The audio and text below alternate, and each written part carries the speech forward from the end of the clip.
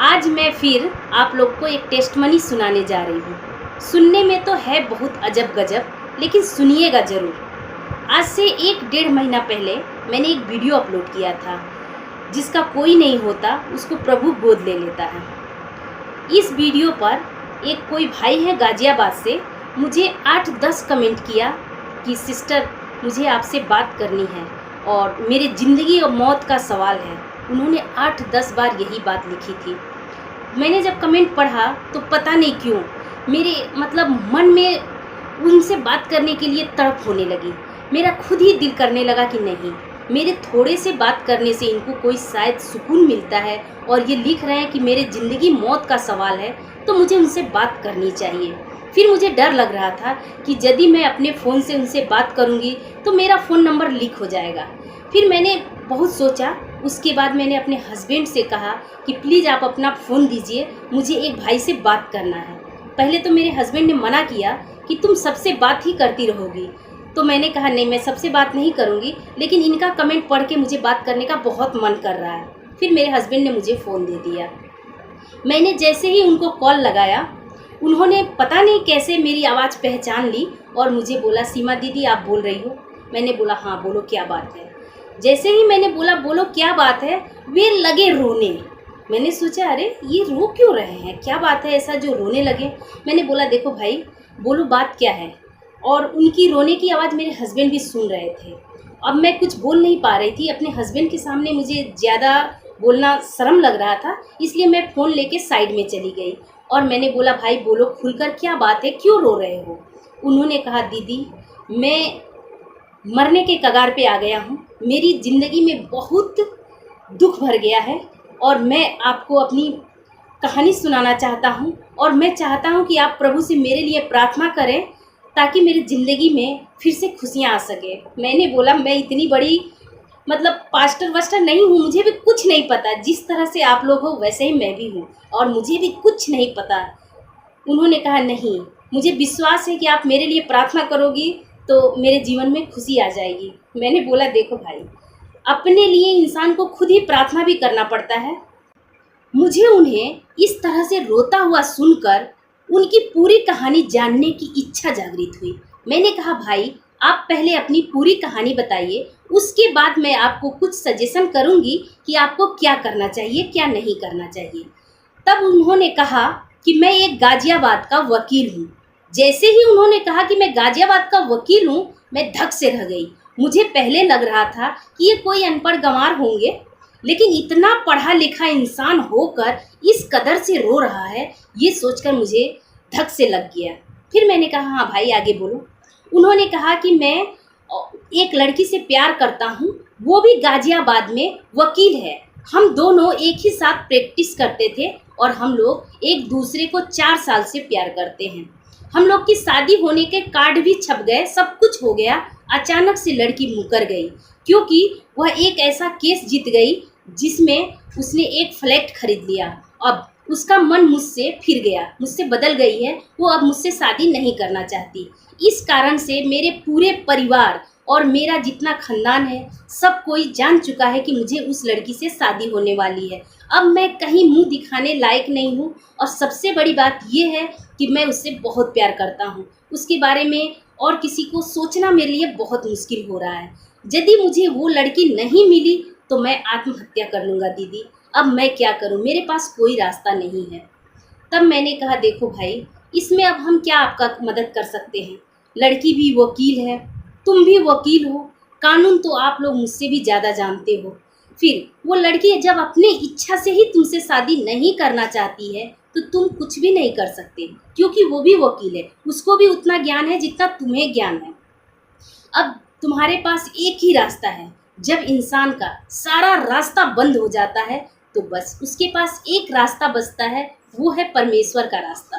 तुम परमेश्वर को सच्चे दिल से याद करो, उनसे प्रार्थना करो, तो हो सकता है ये तुम्हारा प्यार तुमको मिल जाए, लेकिन इससे आगे मैं कुछ नहीं कह सकती। फिर उन्होंने कहा दीदी मैं चाहता हूँ कि आप मेरे लिए प्रार्थना कीजिए।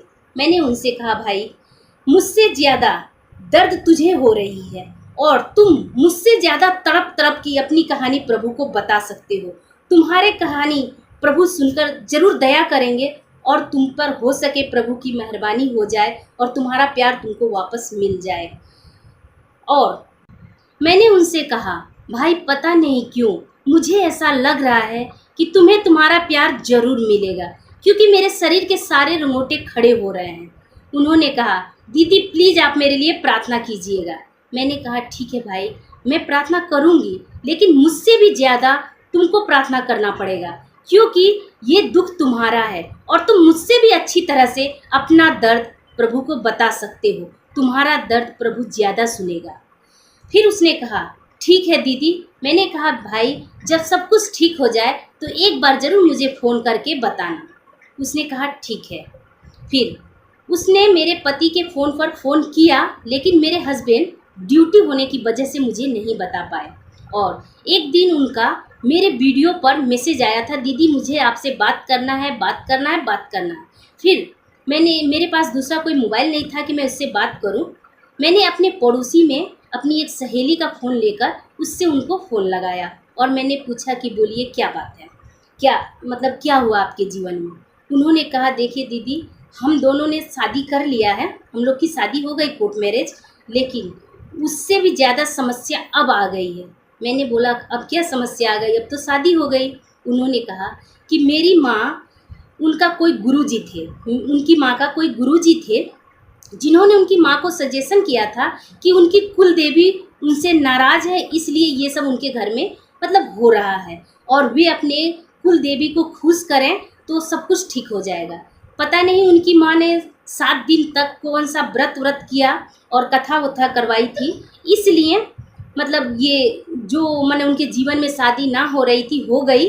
कहने का जो दुख था वो टल गया।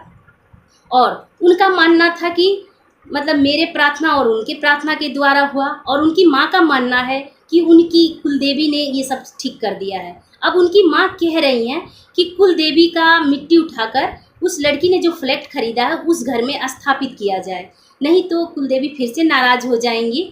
तो वो मुझसे ये पूछ रहे थे कि दीदी अब मैं क्या करूं।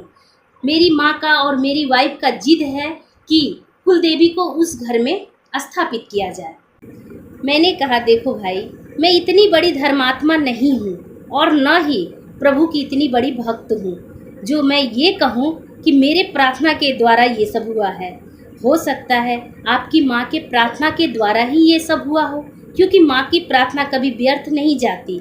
और मैं तो हमेशा ये मानती हूँ कि ईश्वर एक है, उनके नाम अनेक हैं। चाहे आप किसी भी नाम से उनको पुकारिए, आते वही हैं और सुनते वही हैं। फिर मैंने कहा, देखो भाई, मुझसे अच्छी तरह से आप जानते हो कि आपका प्रार्थना किसने सुना और आपको क्या करना चाहिए। इस बीच में मैं कभी कुछ नहीं बोलूँगी, और आप हमसे ये बात पूछने के लिए कभी फ़ोन मत कीजिएगा, और ये फ़ोन मेरा नहीं है। मैंने उनको कह के समझा दिया। तभी 2 दिन के बाद अचानक उस पर फिर एक फ़ोन आया। मेरी सहेली फ़ोन लेकर आई और मुझसे कही, सीमा देखो तुम्हारा फ़ोन आया है, कोई आपसे बात करना चाहती है। मैंने फ़ोन उठाया तो उधर से 2 लेडीज़ की आवाज़ आई। उस लेडीज़ ने बिना कुछ जाने पहचाने ही मुझे गालियां देने लगी। उसने कहा कि आप कितना पैसा लेकर अपना धर्म बेची हो। मैंने बोला, आप क्या बोल रही हो? तो उसने कहा कि आप मेरे पति को जानती हो ना, आपने उन पर पता नहीं कौन से जादू टोना कर दिया है। वो तो पहले ही साइको थे, अब तो और बड़े साइको हो चुके हैं। मैंने तो बहुत बड़ा गलती कर दिया उनसे शादी करके, और आपने अपना ऐसा वैसा वीडियो बनाना नहीं छोड़ा तो आप मुझसे बुरा कोई नहीं होगा। वो उस भाई की पत्नी थी और वो वकील भी है। मुझे बहुत अच्छी तरह से गाली दी और धमकाई। मैंने कहा कि देखो सिस्टर, आप जाकर मेरी सारी वीडियो देख लो। मैंने किसी भी वीडियो में ये कभी नहीं कहा है कि आप अपना धर्म चेंज करो या बपतिस्मा लो। मैंने हमेशा यही कहा है कि ईश्वर एक है, उनके नाम अनेक हैं। आप चाहे किसी भी नाम से पुकारो, आते वही हैं। फिर भी पता नहीं क्यों हिंदू लोग भी मुझे गालियां देते हैं और क्रिश्चियन लोग भी गालियां देते हैं। सच पूछिए तो मैं उस भाई के लिए बहुत प्रार्थना किया था, क्योंकि मुझे ये बात बहुत खल रही थी कि एक वकील होकर मेरे जैसे छोटे से इंसान पर इतना भरोसा किया। यही बात सोच सोचकर मैं बार बार प्रभु से प्रार्थना किए जा रही थी कि प्रभु उसका विश्वास टूटने मत देना। मैं इतना अधिक धर्म वरम नहीं जानती, बस इतना जानती हूँ कि अनजाने में किया गया गलती माफ़ होता है और जानबूझ के किया गया गलती पाप होता है। तो मैं जो भी कर रही हूँ अनजाने में कर रही हूँ।